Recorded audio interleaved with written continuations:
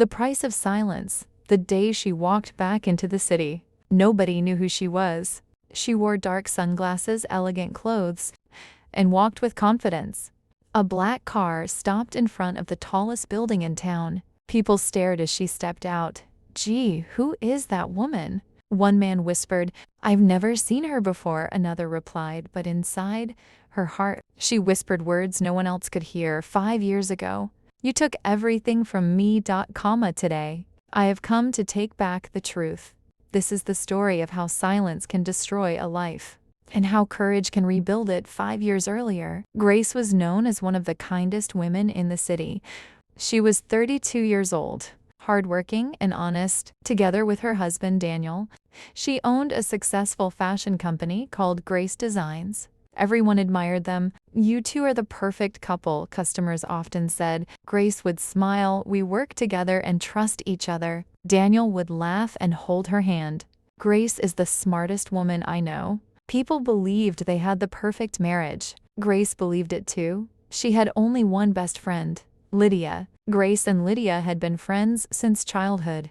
They shared secrets, dreams, and even sadness. Whenever Grace needed advice, she called Lydia. Whenever Lydia had problems, Grace helped her.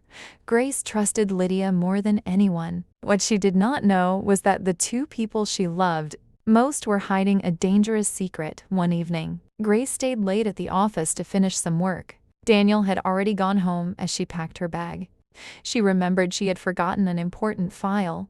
She returned to Daniel's office. The room was empty, but his phone was lying on the desk. It suddenly rang. The screen showed one name, Lydia. Grace smiled. "They're probably planning my birthday," she thought. She ignored the call. A few seconds later, a message appeared. "I miss you already." She suspects nothing. Grace froze. Her smile disappeared. Her hands began to shake. "No, this can't be." She quickly put the phone down. Maybe she had misunderstood. Maybe the message was meant for someone else. She forced herself to believe everything was fine. Sometimes the heart refuses to accept what the eyes have already seen. Over the next few weeks, Daniel became different. He came home late. He smiled at his phone. He stopped asking Grace about her day. Whenever Grace asked where he had been, he became angry. "Must you question everything?" he shouted. Grace stepped back. "I was only asking," Daniel sighed. "I've been busy." Grace wanted to believe him. One Saturday, she invited Lydia for lunch. Lydia arrived wearing expensive clothes and a new gold necklace. "It looks beautiful," Grace said. "Thank you," Lydia replied with a nervous smile. "Who bought it?" Lydia looked away.